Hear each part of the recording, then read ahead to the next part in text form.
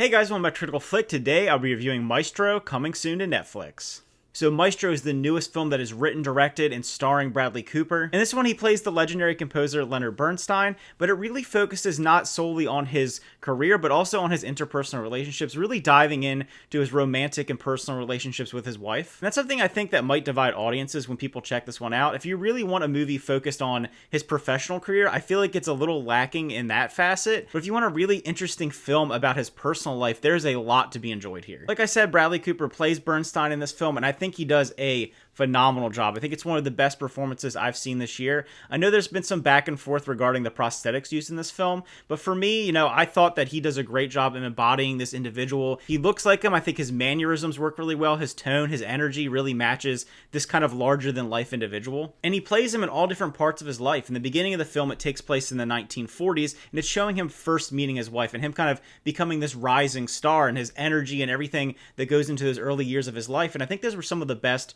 parts of the movie. It's filmed black and white. There's some great cinematography there. Some really clever editing too, mixing between shots. I really enjoyed the first act of this film. And as the film goes on, you start to see his personal life kind of unravel, him trying to pursue who he wants to be as a person, as an artist, while coming to grips with his own personal life and his relationship with his wife. And speaking of his wife, Carey Mulligan does a phenomenal job. I think she almost outshines Cooper at times. There is a very, very sad third act regarding what happened to his wife. She's going through a very difficult illness, and her scenes and those moments were so powerful, whether it be on screen with Bradley Cooper and those emotional conflicts that they have, or just those quiet moments alone or with her children. I think she really knocks it out of the park, and I think she's one of the best performances by an actress this year by far. Their chemistry works really well when they're on screen together. You can show that they're two people that care very passionately about each other, but are two different places in their lives and two different kinds of feelings. This is a movie not necessarily always about romantic love, but about loving someone as a person and loving them as a whole. And it's very touching and heartfelt at times. And some of their moments can be gut-wrenching, but some that will bring a smile to your face and show you, what love can truly look like. While, like I said, this movie doesn't focus really on his professional career a ton, there are some moments. In particular, there's a scene where he's performing the Resurrection Symphony in 1973, and Cooper is fully immersed in this character. I know from his personal life, he was very interested in conducting as a person, and then having the opportunity to play one of the most famous conductors of all time. You can tell that he's really fully immersed into it, and it is so impressive of a physical feat of him up there performing like that. It reminded me even a better version of Tar that came out last year. I think that Cate Blanchett is fantastic in this film,